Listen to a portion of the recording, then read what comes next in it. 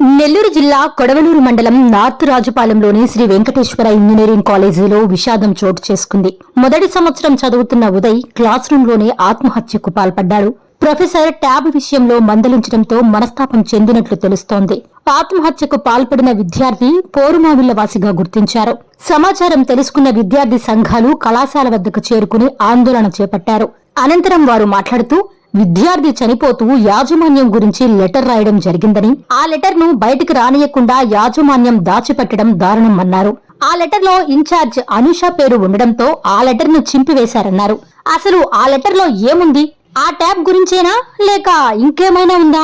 దీనిపై పోలీసులు లోతుగా దర్యాప్తు చేసి కళాశాల యాజమాన్యంపై కఠిన చర్యలు తీసుకోవాలని వారు కోరారు. అందరిలాగా తమ బిడ్డ బాగా చదువుకుని ఉన్నత స్థాయిలో ఉండాలనుకుంటున్న తల్లిదండ్రులు తమ కొడుకు ఇక లేడని కన్నీటి పర్యంతమవుతున్నారు. అబ్బాయి క్లాస్ రూమ్ లో ఏదో ట్యాబ్ తీసుకున్నాడని చెప్పి చూసారంట. సీసీ కెమెరాలో చెక్ చేస్తే ఆ అబ్బాయి అని తెలిసిందంట. ఇక్కడ ఉన్నటువంటి ఒక మేడం, ఎవరైతే ఆ మేడం అనూష మేడం ఎవరైతే ఉన్నారో ఆ ముందు ద్వేషించి అబ్బాయిని తిట్టి మీ అమ్మ నాన్న తీసుకొస్తే నువ్వు కాలేజీలోకి రా అని చెప్పి అబ్బాయిని భయప్రాంతాలకు గురి చేశారంట.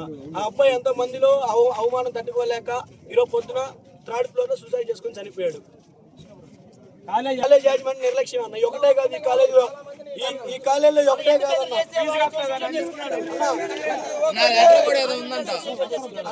ఇది ఒకటే కాదన్న. ఈ కాలేజీలో గతంలో మా ఏబీవీపీ దృష్టికి 2-3 సమస్యలు కూడా వచ్చాయి. అయ్యే మేము త్వరలో వస్తామని కూడా చెప్పాము. కానీ అంతలోపు జరగడం బాధాకరంగా ఉందన్న. పోలీస్ అధికారులు ఏమంటున్నారు? పోలీస్ అధికారులు బయటకు వెళ్ళండి, మేము లోపల ఇన్వెస్టిగేషన్ అసలు వాటర్ గార్డ్ ఏం చేస్తున్నారు, సెక్యూరిటీ ఏం చేస్తుంది, కాలేజ్ అబ్బాయి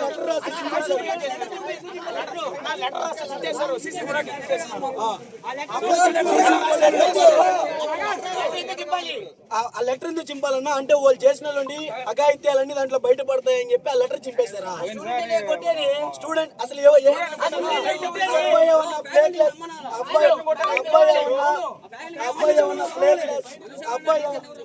అబ్బాయి ఏమన్నా ప్లే క్లాస్ ఎల్కేజీ స్టూడెంట్ ఆ కొట్టేదానికి ఆ మాత్రం కామన్ సెన్స్ లేదా మేడం గారు అడుగుతా ఉన్నాం.